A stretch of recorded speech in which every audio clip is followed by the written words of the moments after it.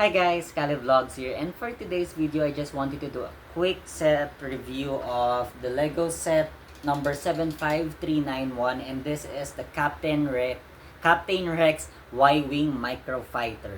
So let's get started.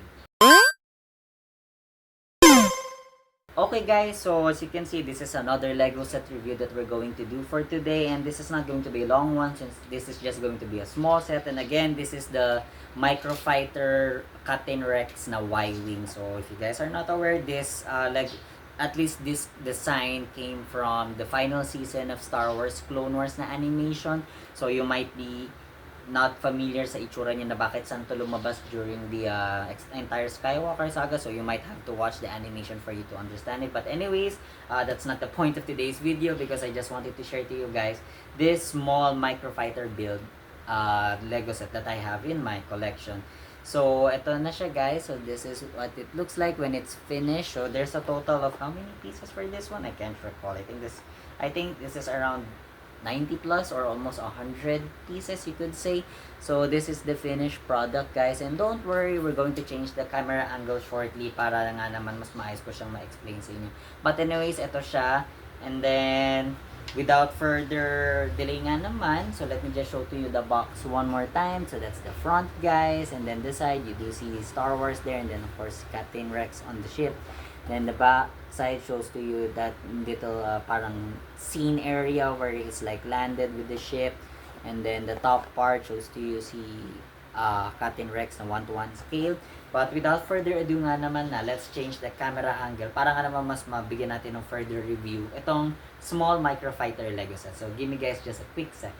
Okay guys, so as you can see, naka-top down view na tayo, and this is again the Lego set Captain Rex Y-Wing Microfighter. So just to give you guys a brief recap why it's called the Microfighter, it's because it's like a micro-sized version of an actual starship that usually nakikita nyo naman in the movies or in the show. So there's like a bunch of this that Lego has made through the years na, and they're still continuing with this line, which is nice nga naman. So here you go. That's Captain Rex, and then of course let's actually take first the figure out para ang mapakita ko muna sa inyo yung ship up close. So this is the top view area niya. So as you can see, merong printed panel piece siya for driving part, and then you have this clear triangular studs that serves as like the window or the cockpit side finish niya.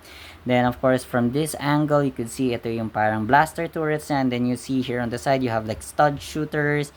And then of course this is like the engine, and then the back part shows you, yeah, very simple naman, nothing too detailed so much, but I like when they really include yung mga gantong purple pieces that shows to you, the ion part of the engine, or at least yung engine that it's on. So it's a very small and nice build naman. Maganda siya. It is quite sturdy naman, and this is really recommended for young kids that just wants to have small Lego sets, and of course get the character itself, which we'll be going to in a bit while. So ayan yung build niya, very snazzy, very small lang naman. It's nice, it's a niche small build. Then let's now actually proceed with this one. This is the Captain Rex figure, and I do have to say guys, this is kind of a controversial character Lego figure, you could say, in the Lego Star Wars community, because when Lego released yung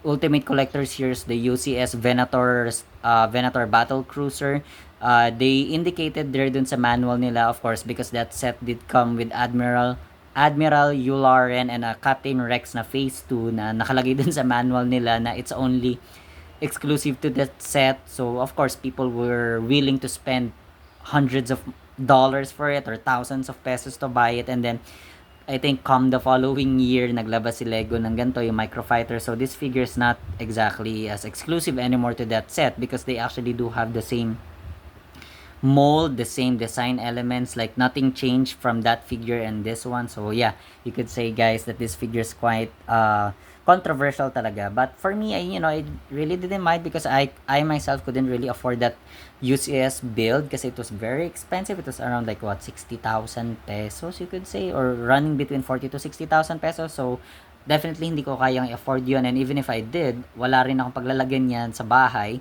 So I think for me, getting this Microfighter and getting the Captain Rex is such a a big deal na din for me kasi I got to get a character that I want. But anyway, sorry na pa-digress at napashare ako ng something like that. Anyways, ito na yung figure niya itself. So that is the close-up. So I do like the printing here talaga ng helmet niya. You can see here on the side yung mga parang counts niya. So I think this represents yung mga ilang beses na siyang lumaban from different planets, stuff like that. And of course, that antenna piece.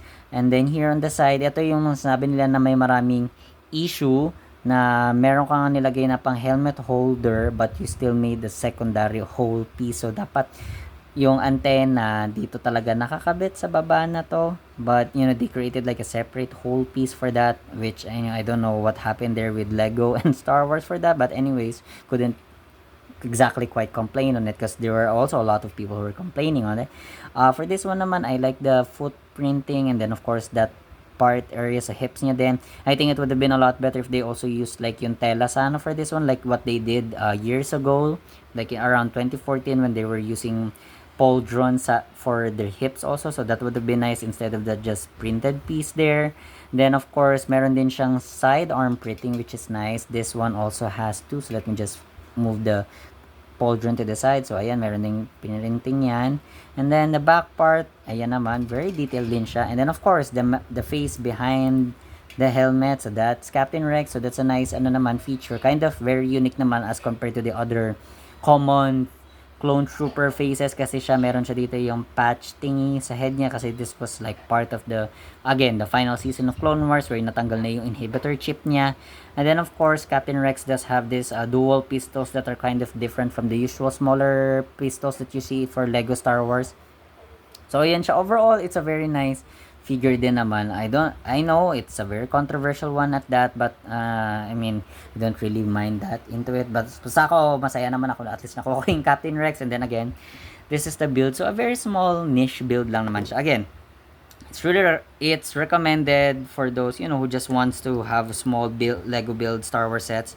And I know this retails for around 1,100 I think, or to be specific is 1,099 pesos, but I know that in Lego stores and in some actual physical stores it's being sold at a bit of a cheaper price na. So if you guys don't have this figure yet and you, this Lego set yet and you want that figure, I suggest you buying this na while it's still available in the market kasi alam ko magre-retire na din to. So again, that is the Captain Rex Y-Wing Microfighter set. So tapos na rin yung ating very short review lang naman, nothing too long. So let me just change again the camera angle so that we can properly close off this video. Okay guys, now that you were able to see the figure up close and the mini build up close also, and me doing an in-depth review of them, review of this set, and then also sharing to you, and apologies guys if may narinig kayong noise, may dumaan lang na tricycle, so really sorry about that. But anyways, going back, now that you were able to see this up close and I was also able to share yung controversial opinions or comments about the Captain Rex na minifigure, so that's it lang naman guys for today's video. It's not going to be a long one, it's just going to be a short quick review of this Lego set right here. So tell me guys what you think about this Lego set, so comment them down below guys. But that's it lang naman for today's video. If you're not yet subscribed to the channel, please do so and turn on my notification bell para nga naman updated kayo sa mga uploads ko in the future. Like this video if of course like this video, and then as I said earlier, comment down below guys what you guys think of this Lego set right here. Should Lego be more mindful of the words that they use of exclusivities of characters from a particular set and then they're just gonna dump and show it in another one on a smaller, more cheaper build? Or should Lego also continue more with Microfighter? So comment them down below guys on the comment section. But that's it lang naman for today's video, and this has been another episode of K.A.L.Y Vlogs. Thank you guys for watching. See you guys.